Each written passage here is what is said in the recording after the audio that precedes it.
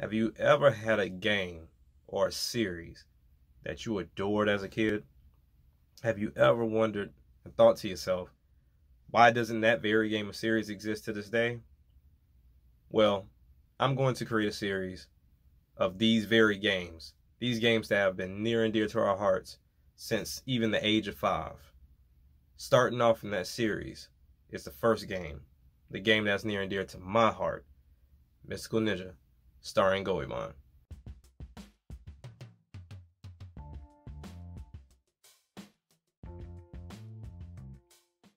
Welcome to the first episode of my new series, Lost Ones. I am your host, Action Jack, and our first game that's coming up in the series will be Mystical Ninja Starring Goemon. I loved this game as a kid. It was on the Nintendo 64 platform as an exclusive. It was one of the many 3D platformers and action-adventure games that you could find on the Nintendo 64 outside of Super Mario 64, Conker's Bad Fur Day, and Banjo-Kazooie and Banjo-Tooie. This game released in April of 1998. This game came to me by way of my grandmother that saw the case, thought it looked cool, so she picked it up. So she's done that. She still does this to this day if she goes to Walgreens and find games, but that's usually how things work for us back in the day.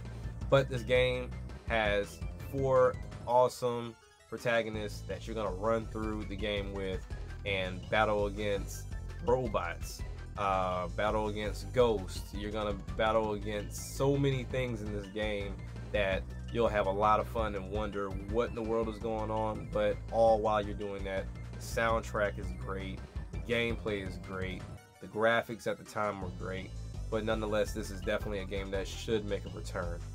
So I'm going to give you guys a breakdown of the story of how this game starts off. The game starts off while Goemon and Ibusumaru, which is one of the protagonists, are out shopping in Odo Town, and they feel the ground shake as a peach-shaped flying object sails overhead. The vessel fires a laser at Odo Castle, turning it into a European-style castle with spires and flags. Worried for the safety of the Lord of Odo and his daughter, Goemon and Ibusumaru retrieve a chain pipe from Mount Fuji.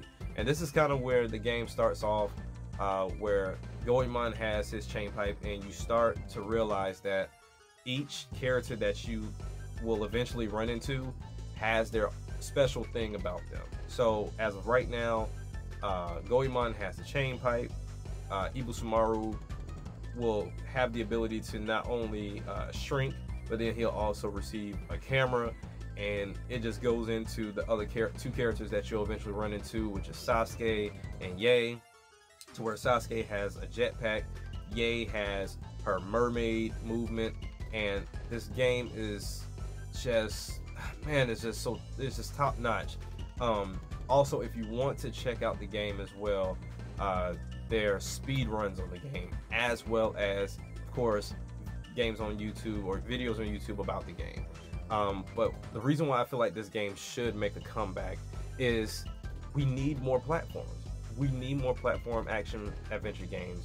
We need that colorful humor type ordeal and things to, just to be different. I know we have platformers now, but everyone's trying to follow this whole Metroidvania style type ordeal, and you don't have to do that with every game.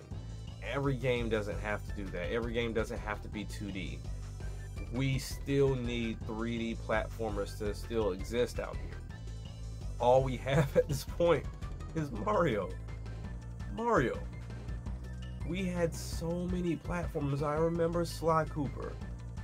I remember the Donkey Kong 64, which people hate on, but I love Donkey Kong 64. When it came down to Ratchet and Clank, Jak and Daxter, hell, Rayman's had a 3D adventure. I miss games like that, and this could really start off the right way by just doing a remake of this game, just to get people into the series just a little bit. You don't have to start at the beginning to where it started off on the Super Nintendo, but bring them to this particular game and watch as it branches out. When I saw part 2 existed, I thought it was going to be more the same of the game that I played with the first one, but they implemented side scrolling and a bunch of other extra stuff that wasn't necessarily in the first game, so it kind of threw me off a little bit. But to stay on subject with the first game, when it comes down to the music, man, you have to hear this music. You have to hear this music, and as you're playing, it just catches you. It catches you, and it really just immerses you within the world of Goemon as you're playing the game and you're collecting coins, and you're going through these very creative levels.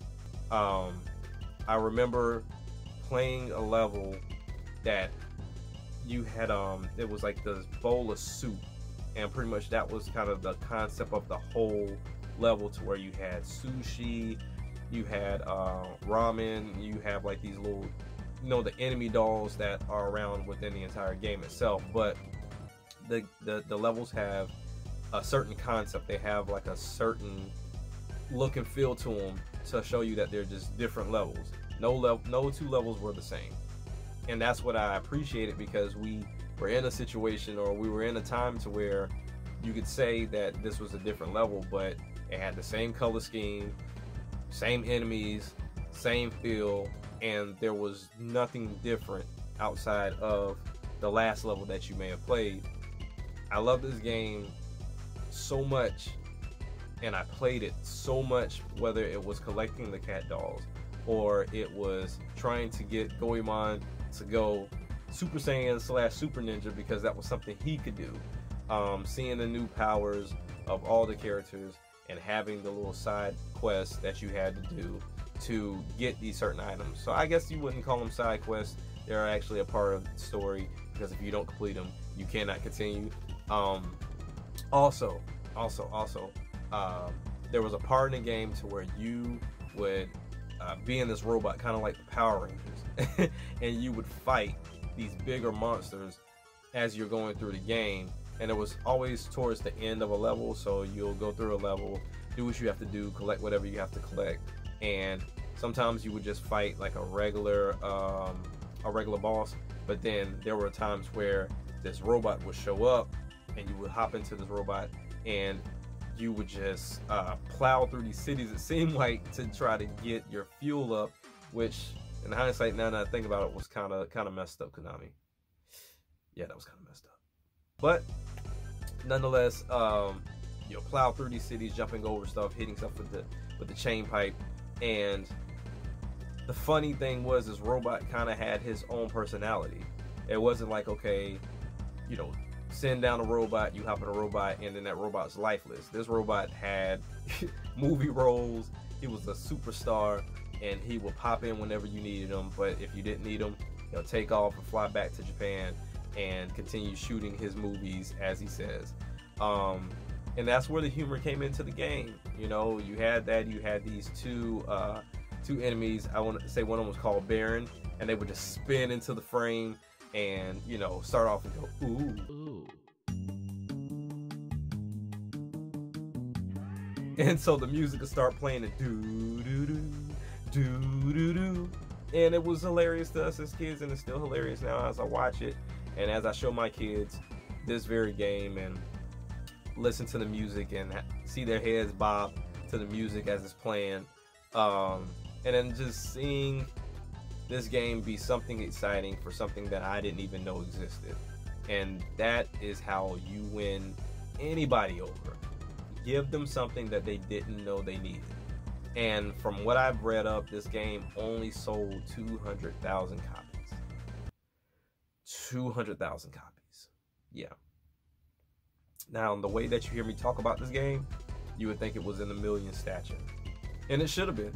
It should have been in that million column. This game is amazing. Some of the best work I feel like Konami's ever done. For me.